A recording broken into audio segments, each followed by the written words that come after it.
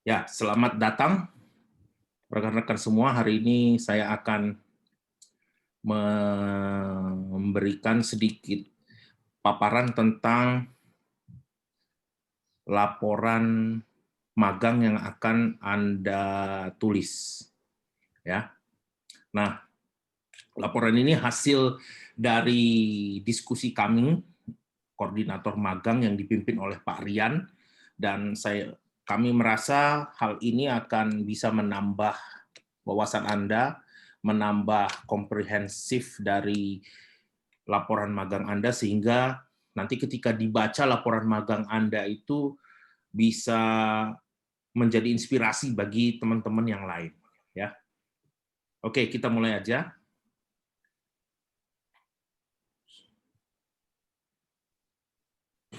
Jadi agenda yang kita akan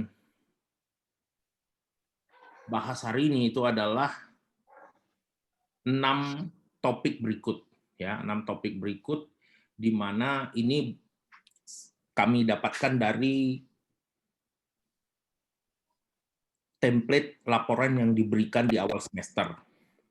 Nah, di sini nanti teman-teman akan melihat apa saja sih isi dari masing-masing aspek-aspek dalam laporan magang tersebut.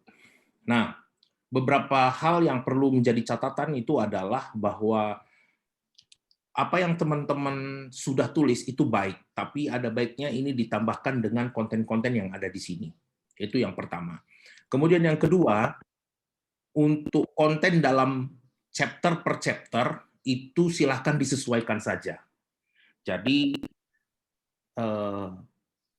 aspek-aspek yang ada di sini sebenarnya ini bisa Anda tempatkan di chapter mana saja sesuai dengan diskusi teman-teman dengan pembimbing magang, atau tadi sudah di-share oleh Pak Rian tentang chapter di bab 4. Ya, jadi tinggal disesuaikan saja. Jadi intinya dengan teman-teman memenuhi semua aspek yang ada di sini, laporan magang Anda itu bisa lebih lebih lebih lengkap, ya.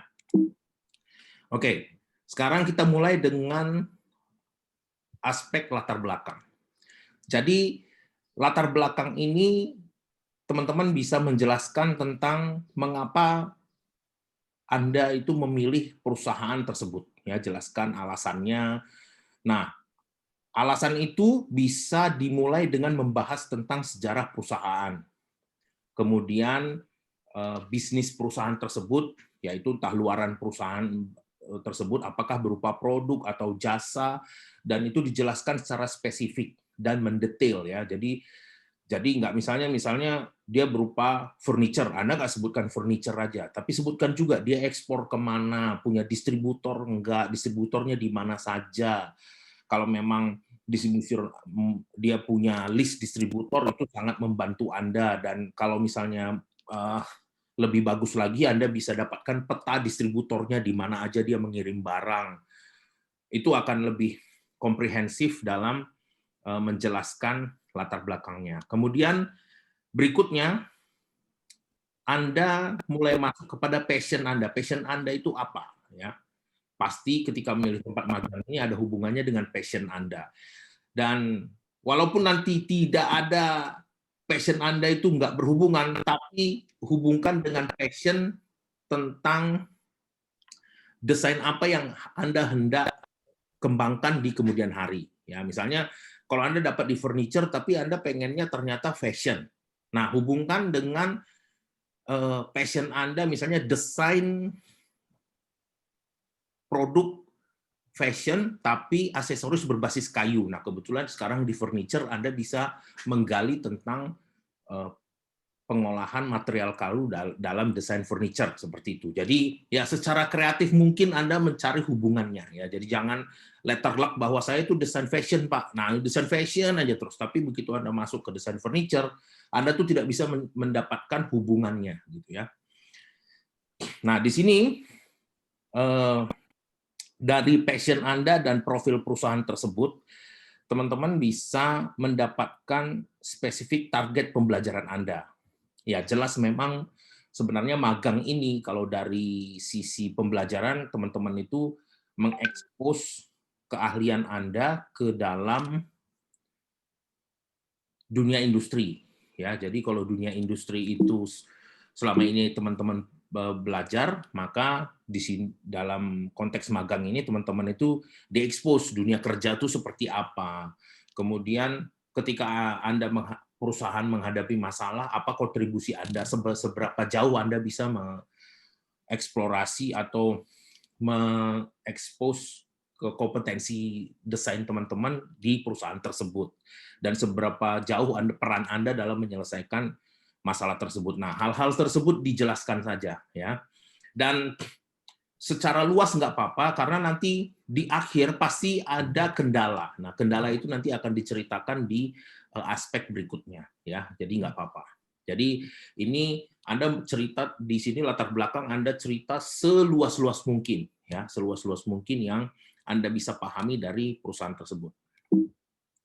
Oke, berikutnya itu adalah tujuan dan manfaat. Nah, di tujuan dan manfaat ini hubungannya dengan passion Anda. Jadi spesifik ke passion Anda dan di sini jelaskan kembali, ya, jelaskan kembali tentang passion Anda dan mengapa Anda memilih tempat magang tersebut. Jadi dalam penulisan karya ilmiah seperti ini tidak masalah menyebutkan kembali apa yang menjadi inti bahasan kita. Yang inti bahasan kita itu jelas di laporan magang ini itu adalah, sorry, ada? Kenapa? Nggak ada ya? Oke. Bahwa ini adalah mengekspos kompetensi Anda sehingga membentuk passion Anda lebih baik lagi, ya. Sehingga di sini Anda jelaskan kembali dan menjadi di tujuan dan manfaat ini, elaborasikanlah tentang hubungan dari passion Anda, pembelajaran yang Anda minati,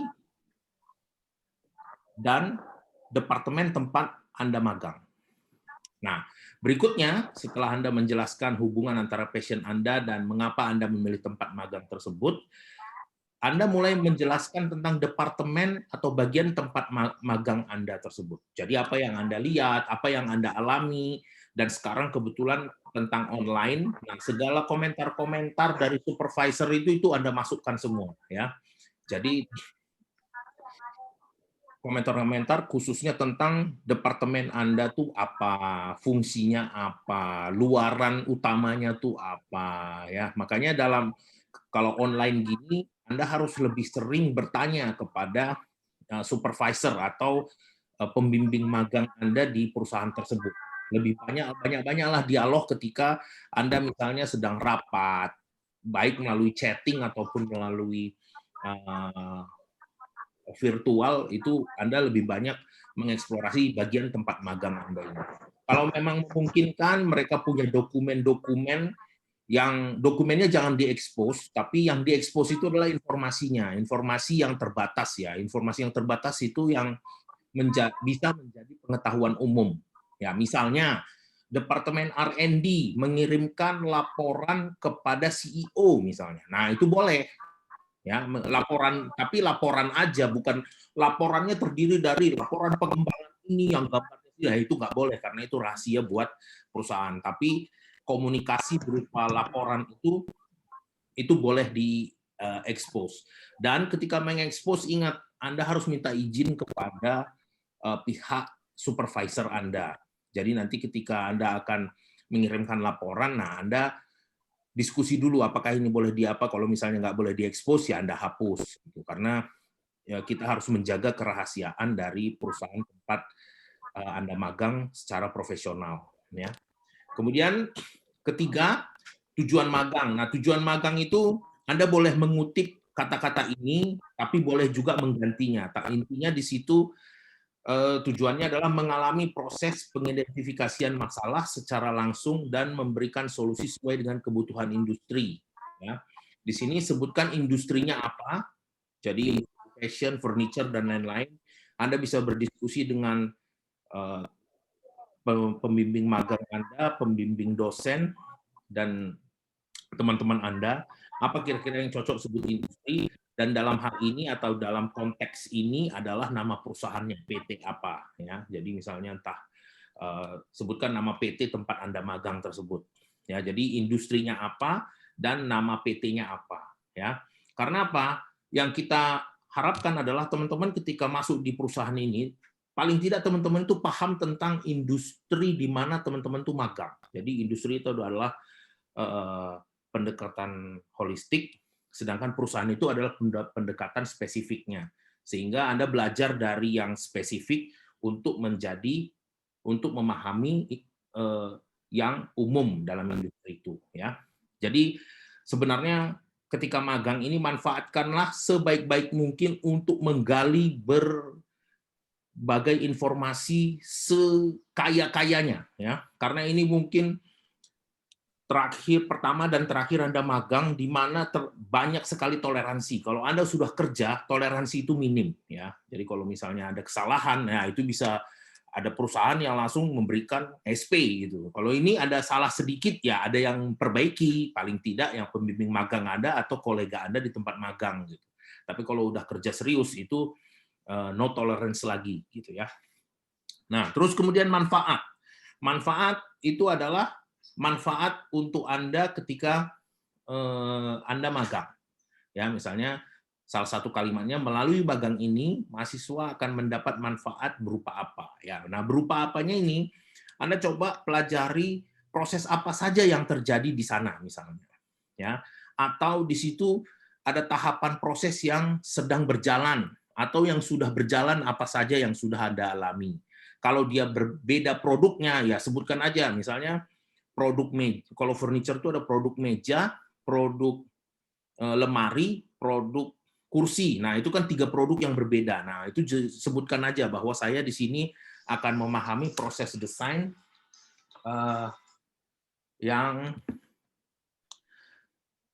spesifik ya, gitu. Oke. Berikutnya tempat dan waktu. Nah, tempat dan waktu ini penjelasannya tidak sebatas lokasi di mana tempat saya, waktu berapa lama, tidak ya. Jadi coba elaborasikan lebih detail lagi dan membahas ini lebih dalam lagi. Jadi salah satu arahannya yang bisa kami sampaikan, Anda sebutkan sekarang tentang lokasi. Sebentar, saya telepon Pak Boy. Gimana Pak?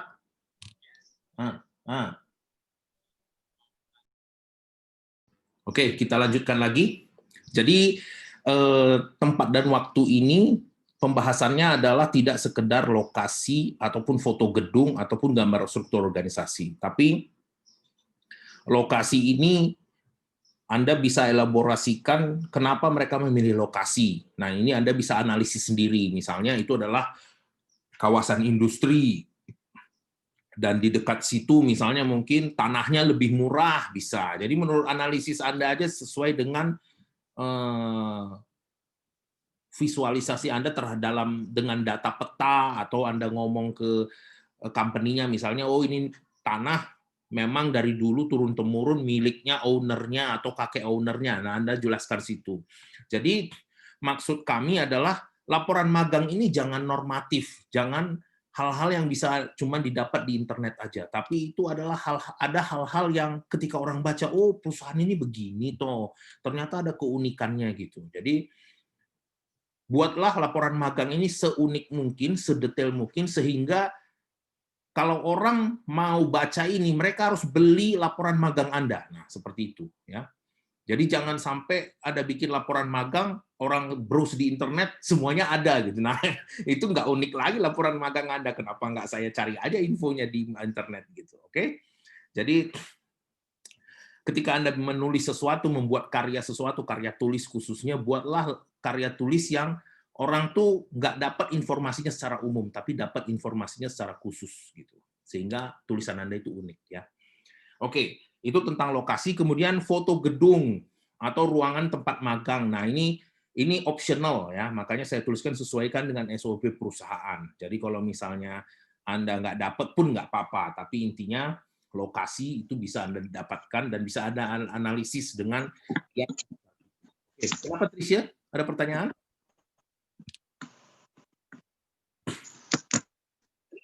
Oh, oke.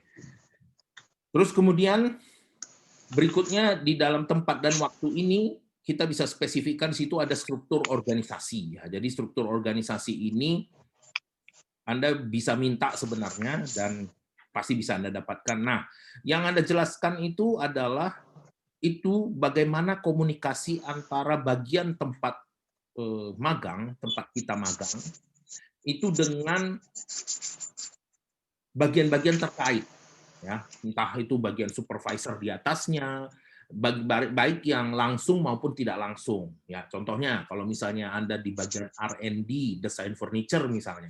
Nah, mereka itu ngasih laporan ke siapa aja. Laporannya itu laporan tentang apa, ya.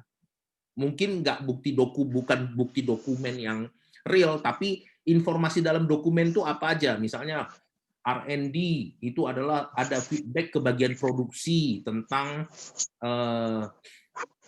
adanya desain yang tidak bisa diproduksi secara sesuai waktu sehingga harus diubah misalnya. Nah, di bagian R&D itu menerima masukan dari bagian produksi, kemudian memperbaiki desain, kemudian memberikannya kembali ke bagian produksi. Nah, hal-hal itu harus Anda tahu gitu. Sehingga ketika nanti Anda magang, Anda tuh punya dalam pikiran kita tuh punya cara berpikir networking gitu. Saya desain itu tergantung dari bagian produksi, tergantung dari bagian marketing, tapi tergantung juga dari bagian finance misalnya. Sehingga ketika Anda kerja, cara berpikir Anda tuh udah siap gitu. Jadi nggak yang, wah saya desain pokoknya kalau desain saya bagus ya sudah ya. Dalam dunia industri itu bukan solusi terakhir gitu, karena solusi yang paling akhir itu nggak pernah ada, tapi solusi yang berkelanjutan terus itu yang terjadi gitu dalam dunia industri, sehingga pekerjaan desain itu nggak ada habis-habisnya ya. Oke. Nah, di struktur organisasi ini Anda bisa interview atau bisa mengeksplorasi dokumen yang ada, atau Anda interview dengan kolega tempat magang atau dengan supervisor Anda, dan juga kalau memang perusahaan-perusahaan yang sudah terstandarisasi, biasanya di situ ada SOP. Nah, itu bisa jadi referensi Anda untuk menjelaskan tentang struktur organisasi ini. Atau job desk dari departemen Anda itu bisa juga jadi bahan untuk elaborasi. Ya. Oke, itu tempat dan waktu.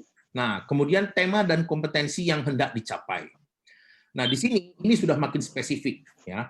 Jadi kalau tadi yang latar belakang itu sangat umum, Anda cerita tentang perusahaan itu secara umum, apa yang diketahui publik segala macam, ini makin spesifik.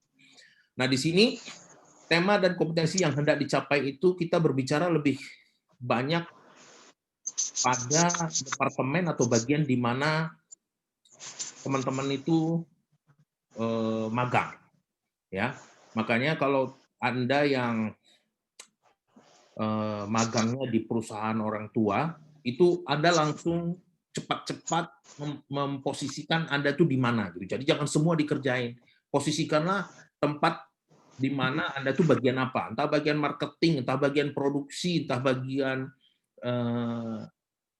marketing communication gitu. Jadi jangan sampai saya bagian bikin logo Pak, itu nggak ada. Tapi bikin logo itu bagian dari marketing communication. Jadi yang Anda bahas itu tentang marketing communication ya, bukan bikin logonya. Bikin logo itu adalah bagian dari marketing communication ya. Hal seperti itu. Bikin packaging misalnya, berarti bikin packaging Anda posisikan itu di mana? Bikin packaging itu bagian juga dari bisa marketing communication, bisa juga bagian desain juga, tergantung industrinya ya. Oke.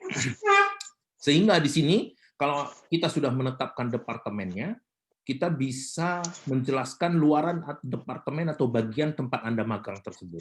Ya, jadi luaran itu apakah bisa dilihat tadi dari dokumen tadi, informasi apa yang diberikan ke departemen lain. Ya. Kemudian apakah itu berupa prototipe, apakah itu berupa gambar, kemudian gambar itu nanti kalau misalnya diberikan kepada misalnya ada chief designer kemudian dikembalikan, nah itu berarti informasi itu yang Anda jelaskan semua. Dan kemudian kalau ada informasi tentang jangka waktu berapa lama desain tersebut harus selesai ya disampaikan juga. Oke. Nah, kemudian yang kedua itu jelaskan juga tanggung jawab dan luaran Anda sendiri ya. Kalau tadi itu adalah tentang luaran departemen, nah Anda itu posisinya di mana? Magang itu misalnya kalau di bagian R&D tadi, posisinya di mana? Apakah drafter kah? Atau Anda itu memang bagian dari memberikan alternatif ide? Nah, Anda sebutkan posisi Anda sebagai apa. Nah, biasanya itu akan lebih mudah kalau teman-teman ketika magang awal itu diberikan bahwa job desk Anda sebagai apa. Nah, supervisor Anda akan sangat membantu banyak tuh, karena dia sehari-hari memberikan tanggung jawab apa, nah itu Anda bisa elaborasikan. Jadi kalau teman-teman sudah memberikan laporan mingguan, itu akan sangat membantu. Dari situ teman-teman bisa menganalisis, kemudian membuat job desk sendiri berdasarkan laporan mingguan tersebut. Nah, kemudian yang akhir itu dalam aspek tema dan kompetensi yang hendak dicapai itu Anda jelaskan aspek apa yang Anda pelajari dari tanggung jawab dan luaran tersebut ya. Dari sini teman-teman menganalisis dari luaran departemen secara umum Anda misalnya luaran departemen adalah prototipe furniture untuk diproduksi pada tahun 2021 misalnya. Ya. Prototipenya itu satu, tapi Anda itu memegang alternatif ketiga misalnya dari 5 alternatif. Ya.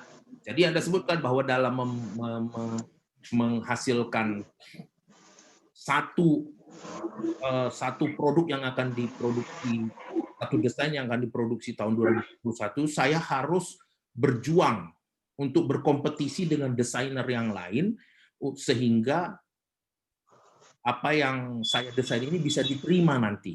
Ya. Nah, ternyata misalnya ketika kompetisi, si chief design bilang, oh ini bisa dikombinasikan nih, desainer pertama dengan Anda tuh bisa dikombinasikan. Selanjutnya, ini nanti Anda bekerja sama dengan desainer yang pertama, sehingga Anda bisa mencapai produk yang final gitu. Nah, dari situ Anda misalnya mempelajari cara berkomunikasi, bahwa ketika saya presentasi saya dapat feedback tentang apa misalnya.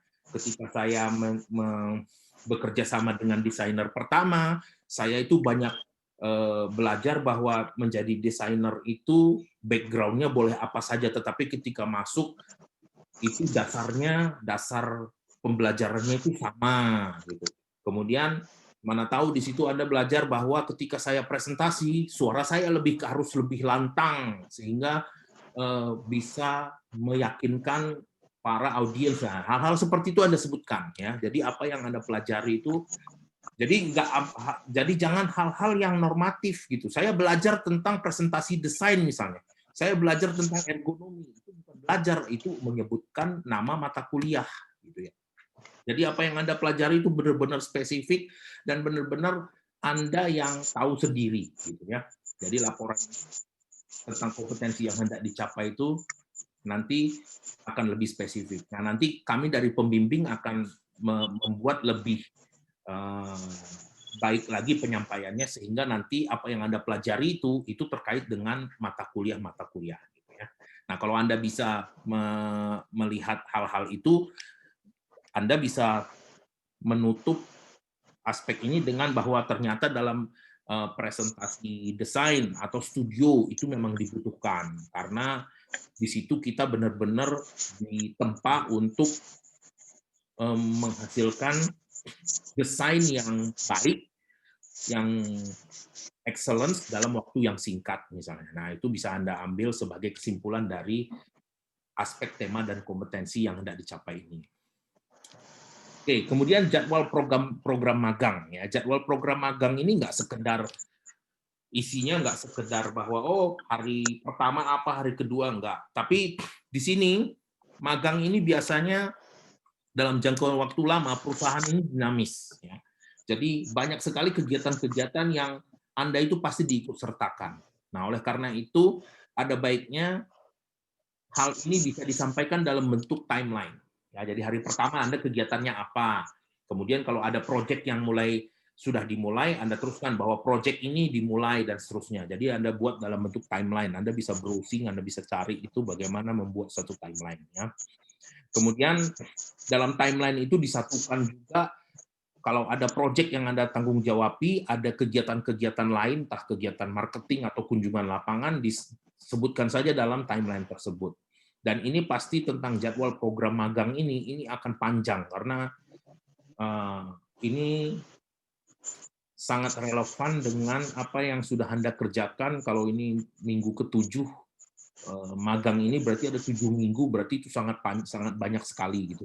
Jadi kalau teman-teman yang terbiasa menulis diary, ini sangat mempermudah Anda untuk menjelaskan tentang apa saja sih yang terjadi dalam program magang tersebut, apa saja jadwalnya, baik itu proyek yang terjadwal maupun yang insidental.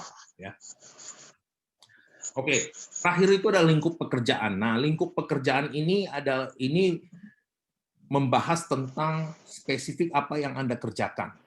Ya, jadi apa yang spesifik Anda kerjakan. Jadi dimulai dulu dengan hal yang umum, yaitu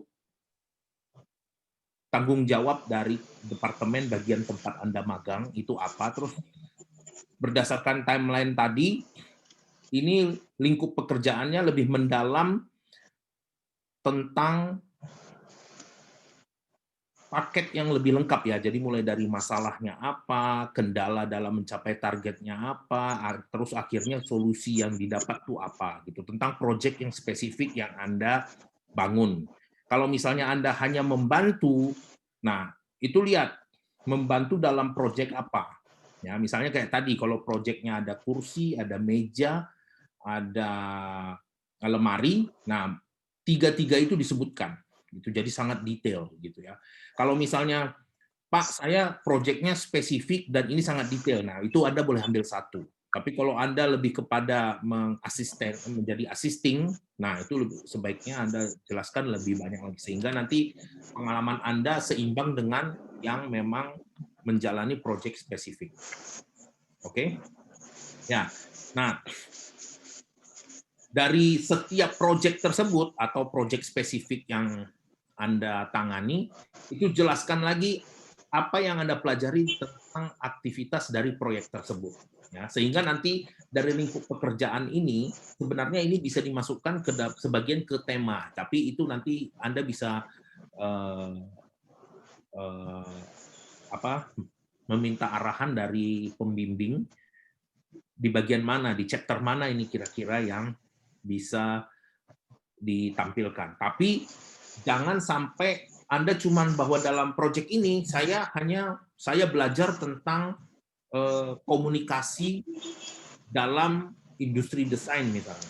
Tapi melepaskan dari semua aspek bahwa proyek apa aja dan seterusnya. Nah, itu harus jadi satu paket sehingga yang baca itu bisa memahami, oh dia mengalami proses apa, mengalami proyek apa, akhirnya dia mempelajari apa. Ya, itu jadi satu paket gitu. Jadi jangan dipisah-pisah kayak Lego.